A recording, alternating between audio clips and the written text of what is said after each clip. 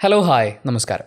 ഈ ഒരു ജോണറിൽ വരുന്ന സിനിമയെക്കുറിച്ച് നമ്മൾ സജസ്റ്റ് ചെയ്യുമ്പോൾ, വെബ് സീരീസിനെ കുറിച്ച് സംസാരിക്കുമ്പോൾ ഒരുപാട് ആൾക്കാർ കമൻറ്റ് ബോക്സിൽ ചോദിക്കാറുള്ള ചോദ്യമാണ് കൊച്ചു കുട്ടികളുമായിട്ട് ഇതിരുന്ന് കാണാൻ പറ്റുമോ എന്നുള്ളത്. ആ ചോദ്യത്തിന് ഞാൻ ആദ്യമേ ഉത്തരം പറഞ്ഞേക്കാം, പറ്റില്ല. 2 കാരണങ്ങൾ കൊണ്ടാണ്.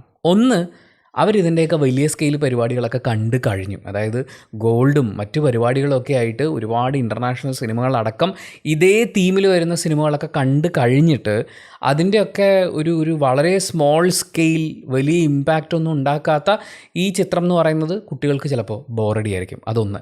2, ആ കാലത്തിൻ്റെ പിന്നെ പ്രാദേശികമായിട്ടുള്ള പ്രത്യേകതകളൊക്കെ കൊണ്ടായിരിക്കും അവരുടെ സംസാര ഭാഷയിൽ വരുന്ന തെറികൾ.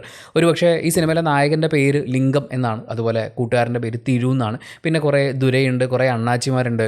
ശരിക്കും ഇവരുടെയൊക്കെ പേര് പറയുന്നത് പോലെ തന്നെ, കഥാപാത്രങ്ങളുടെ പേര് നമ്മൾ കേൾക്കുന്ന പോലെ തന്നെ കൂട്ടിയുള്ള തള്ളക്കി വിളി ഇഷ്ടം പോലെയുണ്ട്. പിന്നെ മറ്റ് പല വിളികളും ഉണ്ട്. അപ്പോൾ ഈ തെറികളൊക്കെ ഇങ്ങനെ പിള്ളേരുമായിട്ടിരുന്ന് കേൾക്കുക എന്ന് പറയുന്നത് എനിക്ക് തന്നെ ഒരു സമയം കഴിഞ്ഞപ്പോൾ ഇത് നിങ്ങൾ ഈ കാലഘട്ടമാണെന്ന് വിശ്വസിപ്പിക്കാൻ, അല്ലെങ്കിൽ ഈ ഒരു തൊഴിൽ ചെയ്യുന്ന ആളുകൾ ഇങ്ങനെയാണെന്ന് കാണിക്കാൻ വേണ്ടി ചെയ്യുന്നതാണോ, എനിക്കത് ഭയങ്കര ഓവറായിട്ട് ഫീൽ ചെയ്തു. പക്ഷേ ഈ തെറി നമ്മൾ സ്ക്രിപ്റ്റ് ഇങ്ങനെ എഴുതി പോകുമ്പോൾ, അല്ലെങ്കിൽ ടൈപ്പ് ചെയ്യുന്ന സമയത്ത് ആ തെറിക്ക് വേണ്ടി അത് ടൈപ്പ് ചെയ്യാനോ എഴുതാനോ വേണ്ടി സ്പെൻഡ് ചെയ്യുന്ന സമയത്തിൽ നിന്ന് കുറച്ച് സമയമെടുത്ത് നമുക്ക് പുതിയതായിട്ട് എന്ത് ചെയ്യാൻ പറ്റുമെന്നൊരു ചിന്ത ഉണ്ടാവുകയായിരുന്നെങ്കിൽ കുറച്ചും കൂടി എൻഗേജിങ് ആയിട്ട് ഈ വെബ് സീരീസിനെ മാറ്റാമായിരുന്നു. ഹോട്ട്സ്റ്റാറിൽ അവൈലബിൾ ആയിട്ടുള്ള ലിംഗം എന്ന വെബ് സീരീസിനെ കുറിച്ചാണ് നമുക്ക് സംസാരിക്കാനുള്ളത്. കതിറാണ് പ്രധാന കഥാപാത്രങ്ങളെ അവതരിപ്പിക്കുന്നത്. ഒരു പുസ്തകത്തെ അടിസ്ഥാനമാക്കിയിട്ടുള്ള വെബ് സീരീസ് ആണെന്നാണ് തുടക്കത്തിൽ അവർ കാണിക്കുന്നത്. അപ്പോൾ പിന്നെ അവർക്ക് പുതുതായി കാര്യങ്ങൾ ആഡ് ചെയ്യുന്നതിന് ഒരു ലിമിറ്റേഷൻ ഉണ്ടാവും. പക്ഷേ അപ്പോൾ പോലും എന്തെങ്കിലുമൊക്കെ നമുക്ക് കയ്യിൽ നിന്നിട്ട്, കാര്യം ഇത് സിനിമയാക്കുമ്പോഴേ, പുസ്തകമാകുമ്പോൾ ആളുകൾ അവരുടെ ഇമാജിനേഷൻ വെച്ച് കഥാപാത്രങ്ങളെ ഇമാജിൻ ചെയ്ത്, സിറ്റുവേഷൻസ് ഇമാജിൻ ചെയ്ത് വലിയൊരു സ്കെയിലോ അല്ലെങ്കിൽ ചെറിയൊരു സ്കെയിലോ ആ പ്രേക്ഷകൻ്റെ ഒരു സിനിമകളൊക്കെ കണ്ടിട്ടുള്ള എക്സ്പീരിയൻസ് വെച്ചിട്ടായിരിക്കും ഇമാജിൻ ചെയ്യാം. പക്ഷേ ഒരു വെബ് സീരീസ് നിങ്ങൾ കാണിക്കുമ്പോൾ അത് എൻഗേജിങ് ആക്കി നിർത്തണ്ടേ? അതിന് പ്രേക്ഷകനെ ഇമാജിൻ ചെയ്യാൻ അനുവദിക്കാതെ നിങ്ങളൊരു സാധനം ഉണ്ടാക്കി കൊടുക്കല്ലേ. അപ്പം പ്രേക്ഷകൻ്റെ ഇമാജിനേഷൻ അപ്പുറം നിൽക്കുന്ന എന്തെങ്കിലും അതിനകത്ത് വേണ്ടേ? അങ്ങനെ ഒന്നും എനിക്ക് ഫീൽ ചെയ്തില്ല. തുടക്കം നല്ലതായിരുന്നു. ആദ്യത്തെ 1-2 എപ്പിസോഡ്സ്, ഇപ്പം കതിർ, ആ ക്യാരക്ടർ, അതിൻ്റെ ഇൻട്രൊഡക്ഷൻ പരിപാടികൾ ക്ലീഷേഡ് ആണെങ്കിലും തുടക്കമൊക്കെ നല്ല രസമുണ്ടായിരുന്നു. ഒരു പകുതിയൊക്കെ ആകുമ്പോഴേക്കും, 8 എപ്പിസോഡാണ് ഞാൻ കണ്ടത്, അതിൽ പകുതിയൊക്കെ ആകുമ്പോഴേക്കും കുഴപ്പമില്ല എന്ന് പറയുന്നൊരു അവസ്ഥയിലേക്ക് എത്തുന്നു. പക്ഷേ അവസാനത്തെ 2-3 എപ്പിസോഡ് എന്ന് പറഞ്ഞു കഴിഞ്ഞാൽ ഭയങ്കര ലാഗായിരുന്നു. വെച്ചാൽ കട്ട ക്ലീഷേ. നമ്മൾ ഈ വെബ് സീരീസിൻ്റെ ഫസ്റ്റ് എപ്പിസോഡ് കാണുമ്പോൾ പ്രെഡിക്റ്റ് ചെയ്യുന്ന അതേ കാര്യം ഈ 8ാം എപ്പിസോഡിൽ ഉരുട്ടി പെരട്ടി എന്തോ ട്വിസ്റ്റൊക്കെ പോലെ അവതരിപ്പിച്ച് വരുമ്പോൾ സത്യം പറഞ്ഞാൽ ഭയങ്കര ബോറടിയായിരുന്നു. നമ്മൾ പ്രതീക്ഷിക്കുന്നത് അതുപോലെ ഒരു റോയിൽ അടുക്കി വെച്ച് സംഭവിക്കുന്ന പോലെ ഇങ്ങനെ വരുമ്പോഴേ ആർക്കായാലും അങ്ങനെ തോന്നും. ഒന്നും ഒരു പുതിയ കാര്യമൊന്നുമല്ല. ഒരു നാട്ടിൽ സർക്കാർ ജോലി മോഹിക്കുന്ന, എന്ന് വെച്ചാൽ ആ നാട്ടിൽ വേറെ പരിപാടിയൊന്നുമില്ല. കന്യാകുമാരിയാണ് അവർ കാണിക്കുന്നത്. 80കളുടെ അവസാനം 90കളുടെ തുടക്കമൊക്കെയാണ്. അപ്പോൾ ആ സമയത്ത് അവിടെ ഒന്നെങ്കിൽ സർക്കാർ ജോലി കിട്ടി രക്ഷപ്പെട്ടു പോവുക, അല്ലെങ്കിൽ കള്ളച്ചാരായം മറ്റും കടലിൽ പോകും. ഇതല്ലാതെ വേറെ ഓപ്ഷൻ ഇല്ല എന്ന് പറയുന്ന ഒരു സാഹചര്യമാണ്. ഗുണ്ടകളുടെ വിളയാട്ടമാണ്. ആ സമയത്ത് കബഡി കളിച്ച് അതുവഴി സ്പോർട്സ് കോട്ടയിൽ പോലീസിൽ കയറാൻ ആഗ്രഹിച്ചിരുന്ന ഒരു ചെറുപ്പക്കാരൻ, അവൻ്റെ ജീവിതത്തിൽ സംഭവിക്കുന്നത് ഇതാണ് നമ്മൾ കാണുന്നത്. അവൻ വളർന്ന് വലുതായിട്ട് അവിടുത്തെ ഏറ്റവും വലിയ ഡോൺ പരിപാടി വരെ പിടിക്കും. പക്ഷേ അങ്ങനെ ചുമ്മാ വളർന്നു പോയി കഴിഞ്ഞാൽ അതിനകത്ത് ഭയങ്കര ഫൈറ്റും പരിപാടിയൊക്കെ ആയിട്ട് വിഷ്വലിയൊക്കെ ചെയ്യണമെങ്കിൽ ഒരുപാട് ബഡ്ജറ്റ് വേണ്ടി വരും. അപ്പോൾ ഇവർ ചെയ്തൊരു രീതി എന്താണെന്ന് വെച്ചാൽ, നമ്മൾ കാലാകാലങ്ങളായി കണ്ടിട്ടുള്ള പഴയ തമിഴ് സിനിമകളിൽ അതേ കഥയൊക്കെ തന്നെയാണ്. അവിടെ 2 ഗുണ്ടാ സംഘങ്ങളുണ്ടായിരുന്നു. ഇതിനിടയിൽ ഈ പാവപ്പെട്ടവൻ ചെന്ന് പെട്ടുപോകുന്നു അറിയാതെ. അവസാനം അവൻ പോലീസ് സ്റ്റേഷനിൽ പോകുന്നു, അവിടെ നിന്ന് ഇറങ്ങുന്നു. പിന്നെ കിരീടം മോഡൽ ഒരു പരിപാടിയൊക്കെയാണ്. ജയിലിൽ ഇറങ്ങിക്കഴിഞ്ഞിട്ട് അവൻ ഗുണ്ടയാവാൻ നിർബന്ധിക്കപ്പെടുന്നു. പിന്നീട് ഇത് ഭയങ്കര പ്രഡിക്റ്റബിളാണ്. അത് കഴിഞ്ഞ് അവനും കൂട്ടുകാരും വീട്ടുകാരും ഒക്കെ ആയിട്ട് തെറ്റും, സ്വാഭാവികം.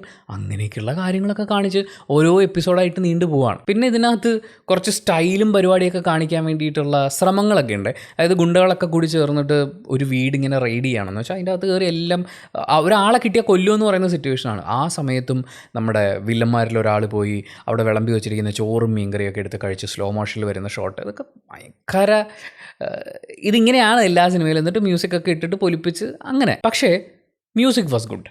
ഈ വെബ് സീരീസിലുടനീളം മ്യൂസിക്കിൻ്റെ പരിപാടികളൊക്കെ അത്യാവശ്യം രസമായിട്ടാണ് വന്നത്. പ്രത്യേകിച്ച് ഭയങ്കര പീക്കിലേക്ക് വരുന്ന സമയത്തൊക്കെ ഞാൻ പറയുന്നത് അതിഗംഭീര പരിപാടിയായിരുന്നു എന്നല്ല, മൊത്തം വെബ് സീരീസ് നമ്മൾ പരിഗണിക്കുമ്പോൾ അതിൻ്റെ അകത്ത് മ്യൂസിക്കിൻ്റെ സംഭവങ്ങളൊക്കെ കൊള്ളായിരുന്നു. വിഷ്വലൈസേഷൻസും ഒരു പരിധി വരെ ഓക്കെ ആയിരുന്നു. ഈ വെട്ടിക്കൊണ്ടു പോകുന്ന തല ഇവർ കാണിക്കുന്ന സമയമൊക്കെ ഉണ്ട്. അത് VFX ആണെന്ന് നമുക്ക് പ്രത്യേകമായിട്ട് എടുത്ത് മനസ്സിലാവും. കൺസിഡറിങ് ദ ബഡ്ജറ്റ് ഇതിൻ്റെ വിഷ്വൽ ഡിപ്പാർട്ട്മെൻറ്റ് പരമാവധി നീതി പുലർത്താൻ ശ്രമിച്ചിട്ടുണ്ട്. റഫായിട്ടുള്ള റോ ആയിട്ടുള്ള ക്യാരക്ടേഴ്സിനൊക്കെയാണ് കാണിക്കുന്നത്. അപ്പോൾ അവരുടെ കോസ്റ്റ്യൂംസ് ആയാലും അവരുടെ നിപ്പിരിപ്പ് നടപ്പ്, അവർ സമയം സ്പെൻഡ് ചെയ്യുന്ന സ്ഥലങ്ങൾ, അതൊക്കെ കാണിക്കാൻ വേണ്ടിയിട്ട് അതിൻ്റെ വിഷ്വൽ ഡിപ്പാർട്ട്മെൻറ്റ് വളരെ നന്നായി വർക്ക് ചെയ്ത പോലെ എനിക്ക് തോന്നി. പെർഫോമൻസിൻ്റെ കാര്യത്തിലേക്ക് വരുമ്പോഴും എല്ലാവരും ഓരോ ഓക്കേഷ്, എനിക്ക് കതിരൊക്കെ ഇതിനേക്കാൾ നന്നായി പെർഫോം ചെയ്യുമല്ലോ എന്ന് തോന്നിപ്പോയി.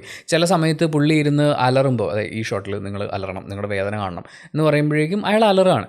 എന്നാൽ അവിടെ ചെന്നിട്ട് ബ്രോ ഇതിന് കുറച്ചും കൂടി ഒരു ഇൻറ്റൻസിറ്റി വരണം, കുറച്ചും കൂടി ഒരു ഇമോഷൻ വേണമെന്ന് പറഞ്ഞ് കുറച്ചും കൂടി അയാളിൽ നിന്ന് ചോർത്തിയെടുക്കുക എന്ന് പറയുന്ന ശ്രമങ്ങൾ എവിടെ ഉണ്ടായിരുന്നില്ല എന്ന് തോന്നുന്നു. കാരണം അയാൾക്ക് ഇതിനേക്കാളൊക്കെ ഡെലിവർ ചെയ്യാൻ പറ്റുമെന്നേ. പക്ഷേ അത് എനിക്ക് തോന്നില്ല. ഒരു ഓക്കേഷ് പെർഫോമൻസ്. അദ്ദേഹം മാത്രമല്ല, ഈ സിനിമയിൽ നമ്മൾ കാണുന്ന മിക്കവാറും കഥാപാത്രങ്ങളൊക്കെ സിമിലർ ക്യാരക്ടേഴ്സ് പല സിനിമകളിലും ചെയ്തിട്ടുണ്ട്. അതിൻ്റെ ഒരു റെപ്യൂട്ടേഷൻ. പക്ഷേ ആരും മോശമാക്കിയിട്ടില്ല. ഈ ഇതെന്തി കാണിക്കുന്നത് എന്ന് പറയുന്ന പോലത്തെ ഒരാളെക്കുറിച്ച് നമുക്ക് പറയാനില്ല. പെർഫോമൻസ് സൈഡ് അവർ നന്നായി ചെയ്തിട്ടുണ്ട്. പക്ഷേ അവർക്ക് പെർഫോം ചെയ്യാനുള്ള ഒരു സ്പേസ് ഇല്ലായിരുന്നു. ആ ക്യാരക്ടറിനകത്ത് നിന്നുകൊണ്ട് അവർക്ക് ഇതൊക്കെ ചെയ്യാനുള്ളൂ. അത് അവർ ഓൾറെഡി ചെയ്തിട്ടുള്ളതാണ്. എനിക്ക് ഈ വെബ് സീരീസ് ഭയങ്കര ലാഗ് അടിച്ച് തോന്നുന്നത്, നമ്മളെത്രയോ സിനിമയിലൊക്കെ കണ്ടു കഴിഞ്ഞാണ് അത് കാണിക്കാൻ വേണ്ടിയിട്ട് 8 എപ്പിസോഡോ 1/2 മണിക്കൂർ വെച്ചിട്ട് 8 എപ്പിസോഡാകുമ്പോഴേക്കും 4 മണിക്കൂറായി. എന്നിട്ടത് തീർന്നോന്ന് ചോദിച്ചാൽ എനിക്കത് തീർന്ന പോലെ തോന്നിയില്ല. ഇനി ചിലപ്പോൾ എപ്പിസോഡ്സ് വരാനുണ്ടോ എന്നറിയില്ല.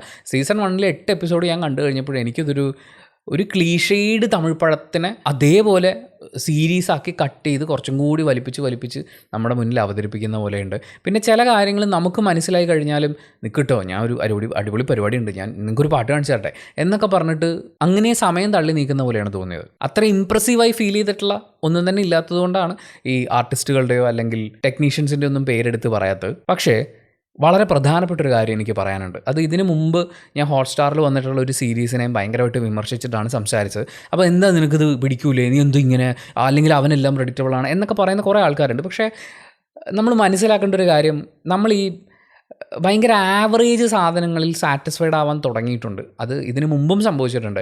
ലോക്ക്ഡൗൺ കഴിഞ്ഞിട്ടുള്ള കുറേ സിനിമകളിൽ റിവ്യൂ ബോംബിംഗ് എന്നൊക്കെ എല്ലാവരും പറയുമ്പോഴും സംഭവിച്ചത് എന്താണെന്ന് വെച്ചാൽ, വളരെ തട്ടിക്കൂട്ട് പടങ്ങളൊക്കെ റിലീസാവുമ്പോൾ അതിനെ നമ്മൾ വിമർശിക്കാതെ ഭയങ്കരമായിട്ട് പ്രൊട്ടക്റ്റ് ചെയ്ത് തരക്കേടില്ലായിരുന്നു എന്നൊക്കെ പറഞ്ഞാൽ അങ്ങനെ പ്രൊട്ടക്റ്റ് ചെയ്യുന്ന സമയത്ത് വളരെ മീഡിയോക്കറായിട്ടുള്ള സാധനങ്ങൾ നമ്മൾ എൻജോയ് ചെയ്യാണ്. ഇത് ഞാൻ ഇതിനു മുമ്പ് ഒരു 2-3 വർഷം മുമ്പ് പറഞ്ഞിട്ടുണ്ട്. കഴിഞ്ഞ ദിവസം പൃഥ്വിരാജ് ഒരു ഇൻ്റർവ്യൂവിൽ ഇരുന്ന് പറയുന്നുണ്ടായിരുന്നു, ആ സെയിം സാധനം OTTയിൽ നടക്കുന്നുണ്ട്. OTTയിൽ ഇത് നടക്കാനുള്ള പ്രധാന കാരണം എന്ന് പറയുന്നത് ഈ കണ്ടൻറ്റ് സെലക്ട് ചെയ്യുന്ന ആൾക്കാർ. അതൊന്ന്. 2, ഇവരിത് ഷൂട്ട് ചെയ്ത് തുടങ്ങുമ്പോൾ ചിലപ്പോൾ ഈ തിരക്കഥാകൃത്തിനും സംവിധായകനും അതുപോലെ ഇതിലെ ആർട്ടിസ്റ്റുകൾക്കൊക്കെ ഇത് അടുത്ത ലെവലിലേക്ക് കൊണ്ടുപോകണമെന്ന് ആഗ്രഹം ഉണ്ടാവും. അതിന് വേണ്ടിയിട്ടുള്ള ടെക്നിക്കൽ സാധനങ്ങളും ഒക്കെ ചെറിയ ബഡ്ജറ്റിലാണെങ്കിൽ പോലും ചെയ്യാൻ ഇവർ മനസ്സുകൊണ്ട് ഭയങ്കരമായിട്ട് ആഗ്രഹിച്ച് ചെയ്യുന്നതായിരിക്കും. പക്ഷേ പ്രശ്നം എവിടെയാണെന്ന് വെച്ചാൽ ഇവരുടെ കുറേ കോർപ്പറേറ്റ് പരിപാടികളുണ്ട്. ഇത് ഒരുപാട് ആൾക്കാർ എന്നോട് പറഞ്ഞിട്ടുണ്ട്. ഈ വെബ് സീരീസുകളും അതുപോലെ ഒറിജിനൽസ് ആയിട്ട് വീഡിയോസ് ചെയ്തു കൊടുക്കുന്ന പല ആൾക്കാരും ഇവരുടെ ഈ ഒരു കോർപ്പറേറ്റ് ഇടപെടലുണ്ട്. നമുക്ക് ഇന്ന സംഭവം വരണം, ഇത്രാമത്തെ മിനിറ്റിൽ ഇങ്ങനെ വരണം, ഇതിങ്ങനെ ഷൂട്ട് ചെയ്യാൻ പാടുള്ളൂ, ഇതിങ്ങനെ അവതരിപ്പിക്കപ്പെടണം, അത് ഈ സമയത്തെ നമ്മൾ പബ്ലിഷ് ചെയ്യുള്ളൂ എന്നൊക്കെ പറഞ്ഞിട്ട് ഇവരുടെ ഈ കോർപ്പറേറ്റ് പരിപാടികളുടെ ഇടയിൽ പെട്ട് കഴിയുമ്പോൾ അവസാനം ആ പ്രോഡക്റ്റ്, അതായത് ഇവർ പ്ലാൻ ചെയ്ത സമയത്തും ആർട്ടിസ്റ്റുകളെല്ലാം കോർഡിനേറ്റ് ചെയ്ത് ഇവരുടെ ഷൂട്ടിംഗ് സമയത്തൊക്കെ ഇത് ഗംഭീര പരിപാടിയായിരിക്കും. പക്ഷേ ഈ കോർപ്പറേറ്റ് ഇടപെടലുകൾ വന്നു കഴിയുമ്പോൾ ഇത് വെറും കഞ്ഞി പരിപാടിയാവുന്നുണ്ട്. ഇത് നമ്മൾ പറഞ്ഞിട്ടില്ലെങ്കിൽ, ഈ സിനിമയും വെബ് സീരീസും ഒക്കെ കാണുന്ന പ്രേക്ഷകർ തുറന്ന് പറഞ്ഞിട്ടില്ലെങ്കിൽ അവിടെ ഇരിക്കുന്നവരൊക്കെ വിചാരിക്കും അവരെന്തോ ഉദാത്തമായ കലാസൃഷ്ടിയാണ് ഇറക്കി വിടുന്നതെന്ന്. ഹോട്ട്സ്റ്റാറിൻ്റെ സബ്സ്ക്രിപ്ഷൻ എടുത്തിട്ടുള്ള ഒരാളെ സംബന്ധിച്ച്, 1 വർഷത്തേക്ക് ഹോട്ട്സ്റ്റാറിൻ്റെ സബ്സ്ക്രിപ്ഷനുള്ള ഒരാളെ സംബന്ധിച്ച് അയാൾക്ക് അതിൽ വരുന്ന കണ്ടൻറ്റൊക്കെ ചുമ്മാ ഇരുന്ന് കാണാം. അതായത് റാൻഡമായിട്ട് എനിക്കും വെറുതെ ഇരുന്ന് കണ്ടുവിടാം. പക്ഷേ അങ്ങനെ നമ്മൾ പറയും തോറും ഈ മീഡിയോക്കർ സാധനങ്ങളൊക്കെ ഭയങ്കരമായിട്ട് വന്നുകൊണ്ടിരിക്കുകയും ചെയ്യും. കണ്ട് മടുത്തിട്ട് അവസാനം പ്രേക്ഷകർ ഇവരുടെ ഒന്നും വെബ് സീരീസും സിനിമയും കാണാതാവും. സംഭവിക്കാൻ പോകുന്നതെന്ന് വെച്ചാൽ നാളെ നല്ലൊരു സിനിമയോ വെബ് സീരീസോ ഇതിൽ വന്നാൽ പോലും അത് ആൾക്കാർ വിശ്വസിക്കില്ല എന്ന് പറയുന്ന ഒരു അവസ്ഥയിലേക്ക് വരും. ഇപ്പോൾ വന്നുകൊണ്ടിരിക്കുന്ന സ്റ്റഫ് ഭയങ്കര മോശമായിട്ടുള്ളതുണ്ടെങ്കിൽ അത് നമ്മൾ മോശമാണെന്ന് പറയണം. എനിക്കങ്ങനെ പറഞ്ഞേ പറ്റുള്ളൂ. തിയേറ്ററിൽ ഓടുന്ന ഒരു സിനിമയ്ക്ക് കൊടുക്കുന്ന പരിഗണനയൊന്നും നമ്മൾ OTTയിൽ റിലീസാവുന്ന ഒരു സിനിമയ്ക്കോ വെബ് സീരീസിനോ കൊടുക്കേണ്ടതില്ലെന്നാണ് എനിക്ക് ഫീൽ ചെയ്യുന്നത്. പ്രത്യേകിച്ച് ഒന്നും തന്നെ ഇല്ലാത്ത ഒരു ടിപ്പിക്കൽ ഫോർമാറ്റിൽ എടുത്തുകൊണ്ട് വന്നിരിക്കുന്ന ഒരു സാധനത്തിനെ അത് അങ്ങനെ തന്നെ പറഞ്ഞേ പറ്റുള്ളൂ. സോ എൻ്റെ വിമർശനം ടെക്നീഷ്യൻസിനെയോ ആർട്ടിസ്റ്റുകളെയോ വേദനിപ്പിക്കാൻ വേണ്ടിയിട്ടല്ല. പക്ഷേ ഈ OTT പ്ലാറ്റ്ഫോമുകളിൽ വരുന്ന സാധനങ്ങളുടെ ക്വാളിറ്റീസ് ഭയങ്കര ശോകം. അത് പറഞ്ഞല്ലേ പറ്റൂ. പ്രത്യേകിച്ച് സൗത്ത് ഇന്ത്യൻ ലാംഗ്വേജിൽ ഇറങ്ങുന്ന പല സാധനങ്ങളും 1 എപ്പിസോഡ് 2 എപ്പിസോഡിന് അപ്പുറത്തേക്ക് പോകാൻ പറ്റുന്നില്ല. എങ്ങനെയൊക്കെയോ കണ്ടു തീർക്കുന്നതിൻ്റെ വീഡിയോ ആണ് ഞാൻ ചെയ്യുന്നത്. ചിലപ്പോൾ നിങ്ങളൊരു ഷോർട്ട് ഫിലിമോ ഡോക്യുമെൻ്ററിയോ എടുത്തിട്ടുള്ള ഒരാളായിരിക്കും.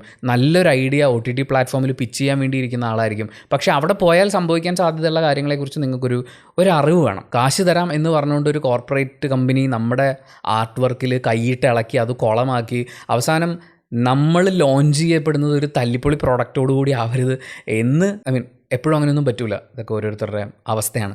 നമുക്ക് ഒരു സിനിമ എങ്ങനെയെങ്കിലും പുറത്തേക്ക് കൊണ്ടുവരണം, അല്ലെങ്കിൽ എൻ്റെ വർക്ക് ആദ്യമായിട്ടൊന്ന് റിലീസ് ചെയ്ത് കിട്ടണമെന്ന് ആഗ്രഹിക്കുന്ന ടെക്നീഷ്യൻസും ആർട്ടിസ്റ്റുകളും ഒക്കെ പല കോംപ്രമൈസിനും തയ്യാറാവും. പക്ഷേ അങ്ങനെ കോംപ്രമൈസ് ചെയ്യപ്പെടുന്ന പ്രൊഡക്റ്റുകൾ വന്നുകൊണ്ടിരുന്ന് നമ്മൾ അതിനെക്കുറിച്ച് പറയാതിരുന്നു കഴിഞ്ഞാൽ നാളെ നല്ല പ്രൊഡക്റ്റ് വരുമ്പോൾ നാട്ടുകാരത് കാണാൻ പഠിക്കും. ഇപ്പോൾ തന്നെ എത്ര OTT പ്ലാറ്റ്ഫോംസ് ഉണ്ട്, പക്ഷേ നമ്മളാകെ സബ്സ്ക്രിപ്ഷൻ എടുത്തിരിക്കുന്നത് 1, 2, മാക്സിമം 3 ആയിരിക്കും. ഞാനെല്ലാം എടുത്തിട്ടുണ്ട്, അതെൻ്റെ പണിയുടെ ഭാഗമാണ്. പക്ഷേ എല്ലാവരും അങ്ങനെ ചെയ്യുമെന്ന് ഞാൻ വിചാരിക്കുന്നില്ല. ഏതെങ്കിലും ഒരു പുതിയ സിനിമ വരുമ്പോൾ അത് ഈ പ്ലാറ്റ്ഫോമുകളിൽ ഏതെങ്കിലും ഒന്നിൽ വരും എന്നാണെങ്കിൽ നമ്മൾ ആ 1, 2 പ്ലാറ്റ്ഫോംസേ എടുക്കുള്ളൂ. ബാക്കി ഇത്രയും പ്ലാറ്റ്ഫോംസിൽ ആരും എന്താ സബ്സ്ക്രിപ്ഷൻ എടുക്കാത്തത്, അല്ലെങ്കിൽ അതിൻ്റെ സബ്സ്ക്രിപ്ഷൻ നിരക്ക് എന്താണ് ഇത്രയും കുറഞ്ഞിരിക്കുന്നത്? കാരണം അവർ ഇതുപോലത്തെ കണ്ടൻറ്റ് ഇട്ടിട്ട് അങ്ങോട്ട് നമ്മൾ പോകേണ്ട കാര്യമില്ല, അവിടെ ഒന്നുമില്ല എന്ന് പറയുന്നൊരു തോന്നലുണ്ട്. ചില സമയത്ത് ഇതുപോലത്തെ ചെറിയ OTT പ്ലാറ്റ്ഫോംസിലൊക്കെ നല്ല കണ്ടൻറ്റും വരാറുണ്ട്. ഞാനത് പ്രൊമോട്ട് ചെയ്തിട്ടുണ്ട്. പക്ഷേ അതാരും കാണില്ല.